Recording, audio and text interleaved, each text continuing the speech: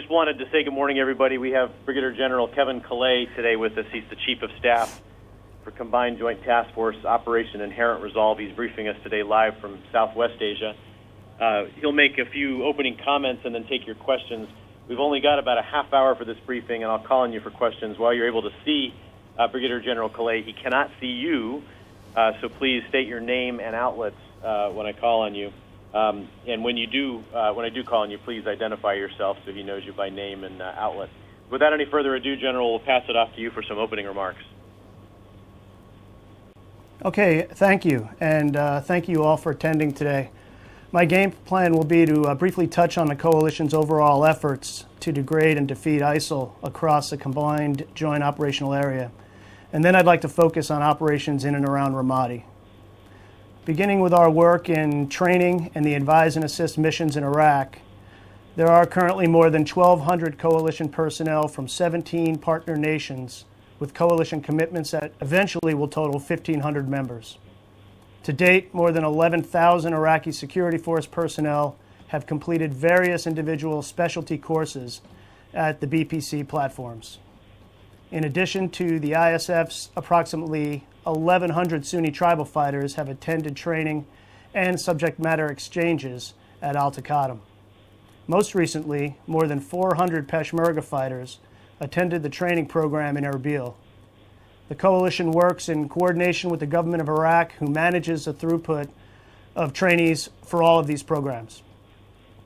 In terms of Syria, there has been significant progress with the anti-ISIL fighters having gained more than 5,300 square kilometers since May of this year. In one day this week, they advanced more than 45 kilometers along their forward line of troops. This is important, as any territory taken back from ISIL means their freedom to maneuver and their access to supply lines gets reduced. A perfect example of that is what recently occurred in Hasaka and Sarin, and I'd be happy to talk to you about that in the Q&A if you'd like. The air campaign continues to have success in striking ISIL facilities, vehicles, and equipment. And as you know, the air campaign enables both the ISF in Iraq as well as the anti-ISIL fighters in Syria. Airstrikes have gone a long way to degrade ISIL's ability to mount large offensive attacks, as well as reducing their ability to openly control towns and cities where they so often inflict terror on those civilian populations. Since the beginning of operations, we have conducted more than 5,600 airstrikes. So now let me turn to Ramadi. This operation in many ways is going along as planned. ISF are executing a very deliberate attack on a dense urban area housing ISIL forces that have been dug in for months. Moreover, ISIL forces have prepared and created complex obstacles and IED belts, all of them covered by fire, in and around the city. For these reasons, a deliberate, careful approach to isolate the city is being undertaken to set the conditions for follow-on operations. As you know, the operation to regain control of Ramadi began on July 12th and included weeks of shaping operations by coalition air forces and ISF ground forces in and around the Ramadi area. As I alluded to, ISF are in the isolation phase, which involves preventing ISIL from accessing their lines of communication and therefore their ability to reinforce the fighters in the city. The clearing stage is next, and it promises to test the mettle of the ISF. While I won't go into the details of the ISF's progress, I can say that the ISF have made some considerable gains in the isolation phase. In fact, it's fair to say that their progress is commensurate with Iraqi leadership's expectations for where this stage of the operation is. Coalition forces, of course, are providing continual support to the ISF in this phase of the operation. The coalition has helped prepare ISF ground forces by training and equipping ISF units, as well as providing subject matter expert exchanges through the Advise and Assist mission. The Advise and Assist teams have been especially invaluable in providing their expertise to the ISF headquarters and operations centers.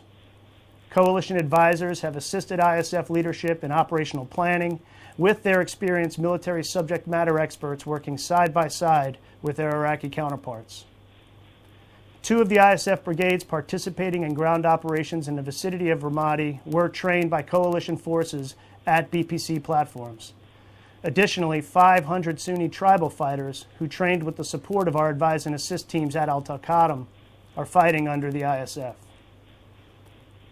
To date, the coalition has conducted over 100 airstrikes against ISIL in the vicinity of Ramadi since the counterattack began, and over 650 in the broader Anbar province since the beginning of Operation Inherent Resolve. These airstrikes have bolstered the ability of the ISF to maneuver on the ground and, in some cases, isolate approaches to Ramadi. We have struck staging areas and destroyed multiple ISL armored personnel carriers and other vehicles. Coalition forces have also focused on destroying ISIL IED facilities. As priority targets for ISF ground forces, these strikes degrade the ability of ISIL to tactically maneuver and defend within the vicinity of Ramadi. I will emphasize that every target is carefully considered by coalition air forces to address and minimize the possibility of collateral damage and civilian casualties. Supporting the Iraqis' fight to retake Ramadi is a high priority for the coalition at this time, and we will continue to support ISF ground maneuver with airstrikes against ISIL targets in direct support of the government of Iraq objectives. Overall, the message I would provide to you is that momentum is a better indicator of success than speed, and the ISF have momentum in Ramadi. With that, I would be happy to take any questions that you may have about the overall operations of the coalition to help defeat ISIL and our support for ISF fighting to liberate Ramadi. I'll say up front that I'm not privy to or at liberty to discuss GOI information with regard to America. I want to ask you about an Associated Press story that caught the attention of my editors this morning, which says that American intelligence agencies have concluded that after billions of dollars spent and more than 10,000 fighters killed, the Islamic State group is fundamentally no weaker than it was.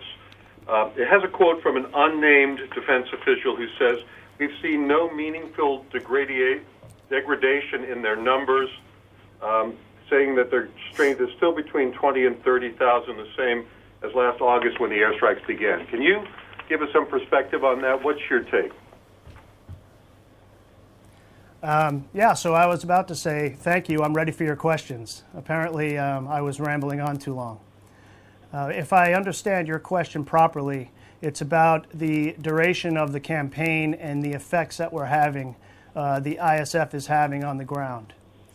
In my opinion, this is not the same fight as it was when it started. And I look at that based on the effects that we have had on ISIL. They are much more territorial, meaning they're defending more than they're on the offensive. Their attacks are smaller, they're more focused, and they're less enduring. And it's all you have to do is look at the gains that have been made on the ground recently to see that there is an effect and there is progress. Just so I'm clear, would you disagree with the premise that ISIL is no weaker today than it was back in August? I would repeat that I have seen an effect on the ground for what the ISF forces and what the coalition forces have provided for to the fight since Operation Inherent Resolve began. Sir, Kim Dozier with the Daily Beast. Just a bit of a follow-up. The intelligence community's estimate earlier this year had actually been that ISIS's strength was mustering between 22 to 32,000 fighters, and now that estimate is back down to 20 to 30,000 in the estimate released to the press this week. So does that mean that you've got better intelligence, better visibility on the size of their forces, or do you think they're not able to replenish at the rate they were before? And what is the rate of replenishment? I can't talk to the rate of replenishment, and I actually do not have a sound figure myself on the number of forces that ISIL is fielding right now in Iraq and Syria. I can defer that question to CENTCOM J2, who should have those numbers for you. In my opinion, in my position, I should say, the only thing I can tell you with confidence is the effects that I'm seeing on the battlefield, which I just talked about. Thank you, sir. Could you please discuss stories this week that some of the U.S. trained and equipped Syrian moderate fighters were captured And what sort of plans, if any, does the U.S. have to assist or rescue or come to the aid of any sort of captured Syrian moderate fighters? So I'm sorry, could you repeat the beginning of your question again? I wasn't sure which group you were talking about.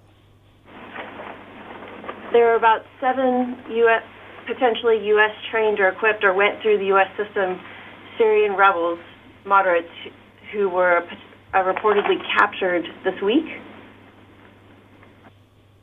Yeah. So we've seen the reports too, but that report had nothing to do with the new Syrian fighters that we've trained and equipped. To our knowledge, we have, well, it's not to our knowledge, we have zero indication or information that there are any captured new Syrian forces that we've trained. To follow up on that, if there's a potential for capture, what are U.S. plans to come to the aid or rescue of any captured?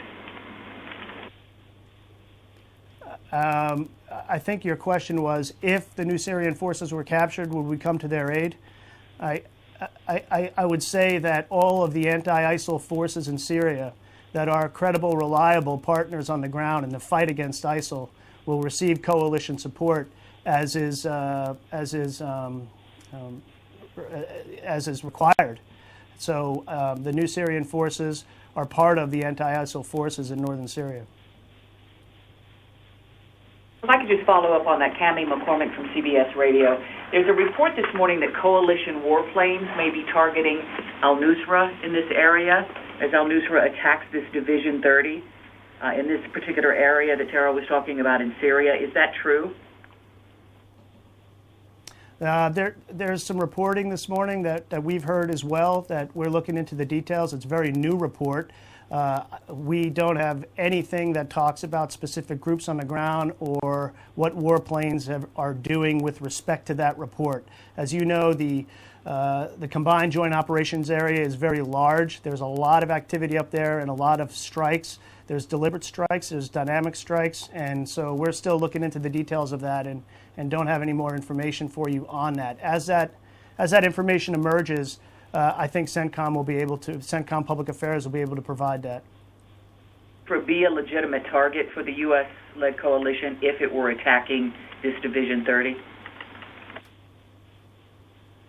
I missed the beginning of that question. Could you please repeat it? Is al-Nusra a legitimate target? I don't get into specific groups that are on the ground with regard to who's a target and who's not.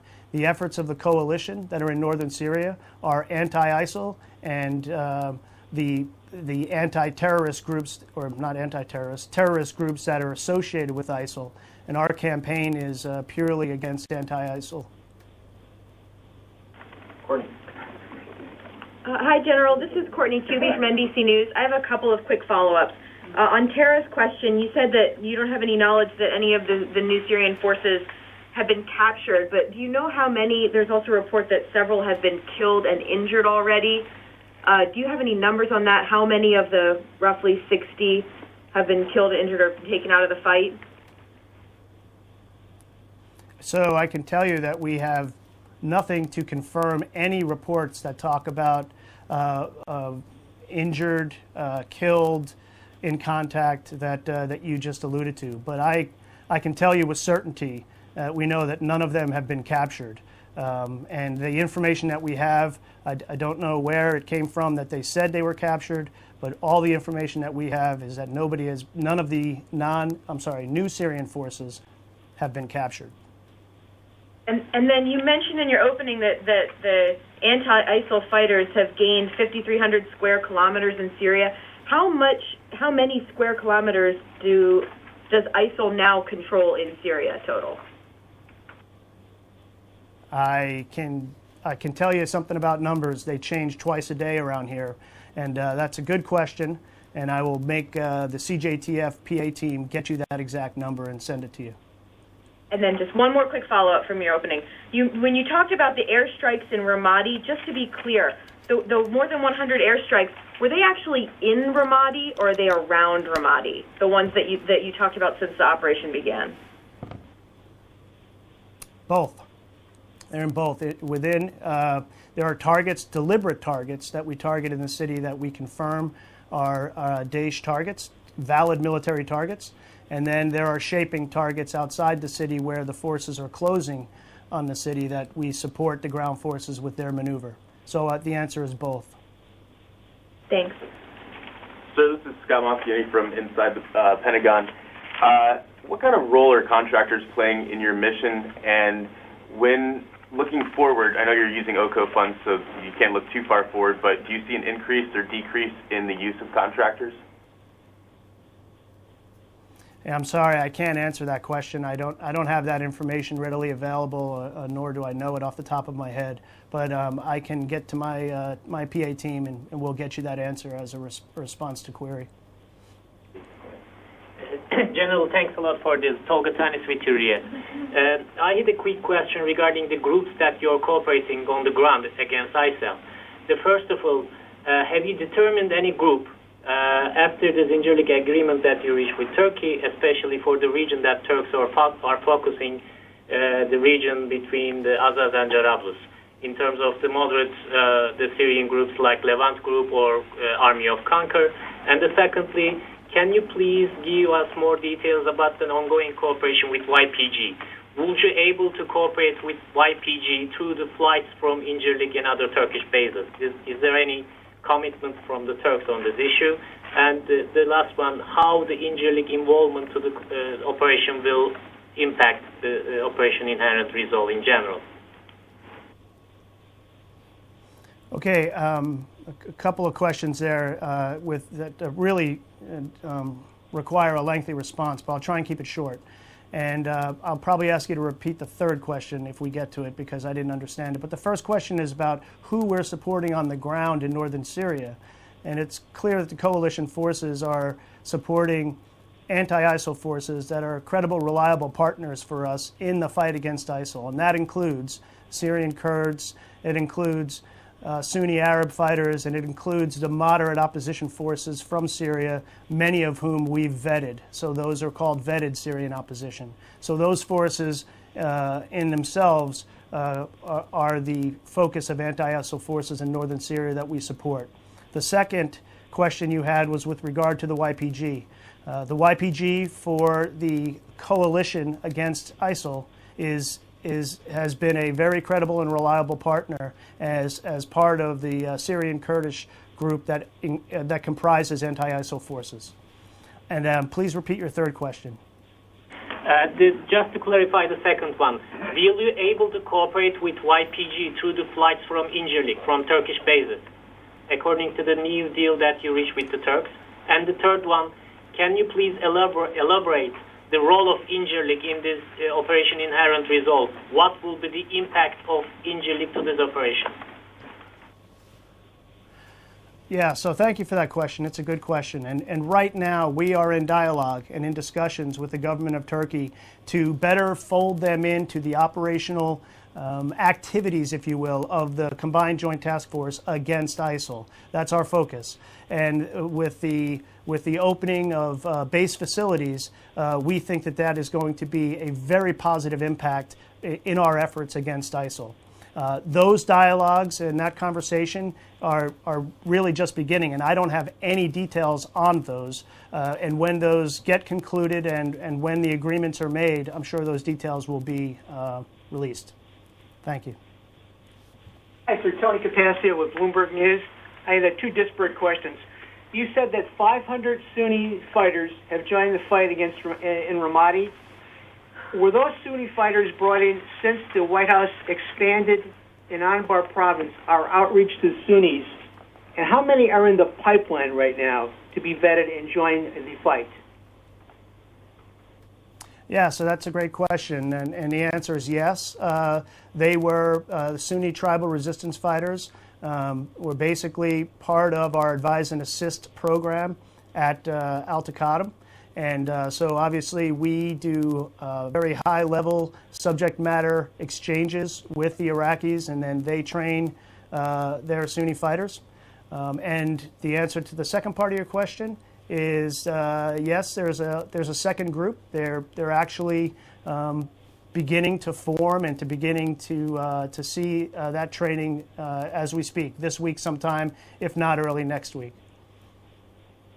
Second question on a totally different subject. Aircraft carriers. There's a concern in Washington that the Theodore Roosevelt leaving the theater at the end of the year is going to leave a gap in the number of fighters, aircraft, that can participate in anti-ISIL activities, operations. What's your level of concern there? How much does the Navy actually contribute at this point? And what plans do you have for this carrier gap to mitigate it? So I would defer that question to the Navy and to CENTCOM for response.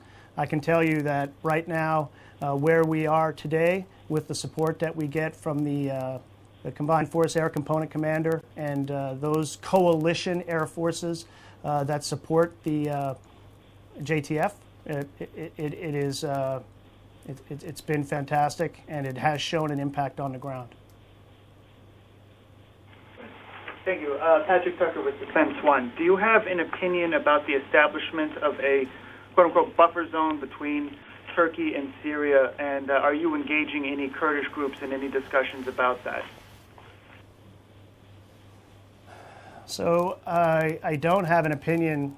I've got a lot of opinions, but I don't have a personal opinion on that, except to say that the ongoing dialogue and the conversations that we're having with the government of Turkey, it promises to show great impact, positive impact on the coalition's fight against ISIL. As you know, Turkey is already a strong coalition partner in that fight.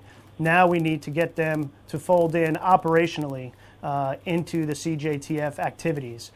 I believe that will go a long way, not only in the war against ISIL, but also to secure the border and to make that safe between Turkey and Syria and Turkey and Iraq.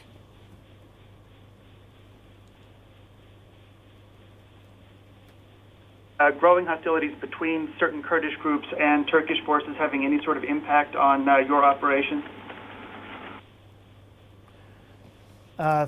Can you repeat? The first half of that question got cut off. Can you repeat the question, please? The growing hostilities between certain Kurdish groups and Turkish forces, is that having any impact so far on your operations?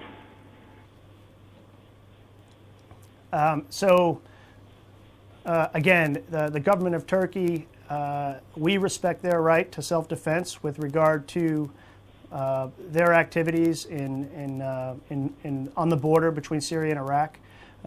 So again, we respect that right to self-defense.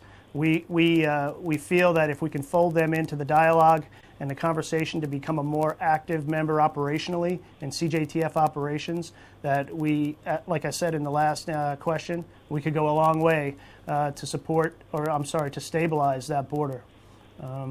I don't have any other comments on impacts to CJTF operations.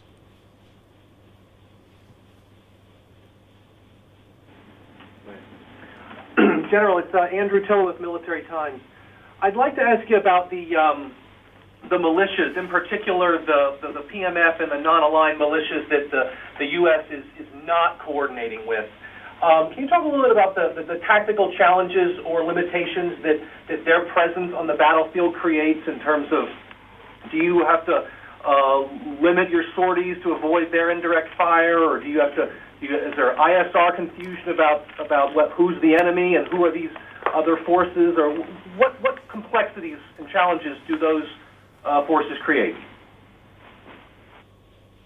Yeah, so that's a great question, and you're exactly right. It is very complex, but it's clear for the coalition forces on who they can support and who we do support as a coalition on the ground, and it is those forces that are properly aligned with the government of Iraq and who report to the Ministry of Defense for operations. In other words, if you're not in the chain of command to the government of Iraq, you're not going to get coalition support.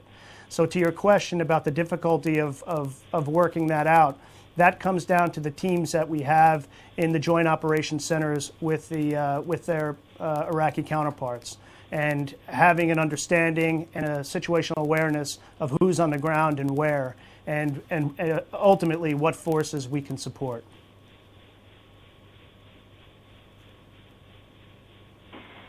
We have time for one or two more here, General. Kristen. Christina. Sorry, Brigadier. Thanks. General, this is Christina Long from The Hill. Just to get a sense of the size of the force that's fighting ISIS in Ramadi, how many total ISF and Shia militia and Sunni overall, not just that we've trained, are fighting there? And do you have any information about the NATO defense capacity building package that was announced today? So to your first question, I can't talk to any friendly or enemy order of battle in the Ramadi fight, and for operational security reasons, I hope you can understand that. The second question about a NATO force, I missed. If you could repeat it. So NATO announced a defense capacity building package today with Iraq. And so I just wanted to know if you had any information about that. I don't. I would defer that question to OSDPA to help you answer that one.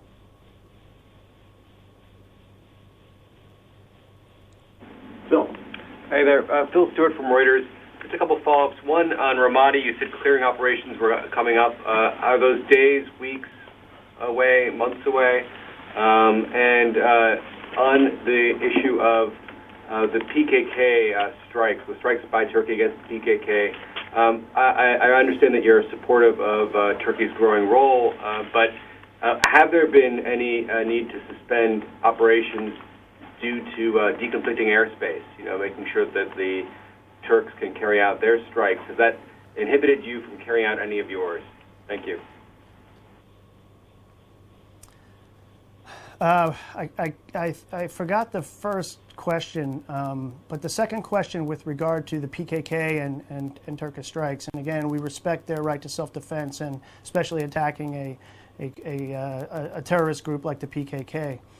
With your question in that regard, with having to cancel operations or anything like that, there's enough coordination with the government of Turkey right now that I would characterize, me personally, the impact on operations as minimal. But I would also say that coordination is why we're in discussions and dialogue with the government of Turkey right now, to get them better folded in, to have a more deeper, broader participation in the operational activities of CJTF-OIR. And I need to repeat that Turkey has been a very strong partner in this coalition. It's just now with the need to take that next step to fold them into operational activities, I would say integrated more formally, to lessen any impact that there might be without that. As you can imagine, that would always be better than worse, having more coordination and less.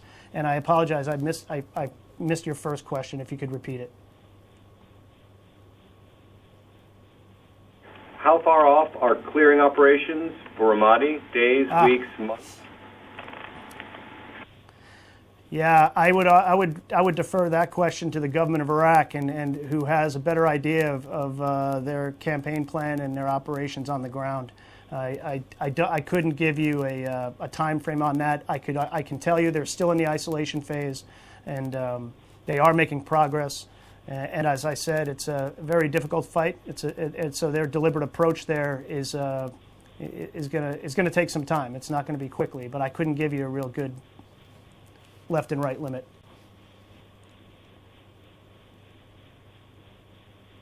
Well, General, thank you. You've been very generous with your time. Did you have any final closing comments or anything for us before we sign off? No, I appreciate everybody attending again and giving me this opportunity to give you a little bit of boots on the ground from what's going on over here, and appreciate everybody's continued support. Thank you again, General, for your time, and thanks everybody for joining us today. Thank you. We're done.